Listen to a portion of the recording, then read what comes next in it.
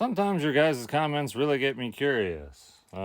Yes, it is a 20 amp receptacle. I don't believe I've ever installed a 20 amp receptacle on a 15 amp circuit. However, I cannot possibly imagine how it's a fire hazard if that is the case. Most people know that you should run 12 gauge wire like this yellow coating represents on a 20 amp circuit, 14 gauge wire on a 15 amp, a 30 amp should have 10 gauge wire. But it's no problem if you run a bigger wire on a lower circuit breaker. For example, I could run a 20 gauge wire on this 15 amp breaker, and this 10 gauge wire could be on a 30 amp, but it's actually on a 20 amp. I did that to minimize voltage loss because it's pretty far away, but also if I do want to upgrade that to a 30 amp service, I can. And it won't require me to run a new wire. So electrical TikTok, correct me if I'm wrong, but if I put this 20 amp receptacle on a 15 amp breaker with a 14 gauge wire, that's not going to create a fire risk, is it? Like, I cannot imagine how. Like, if you pull more than 15 amps, you're just going to trip the breaker.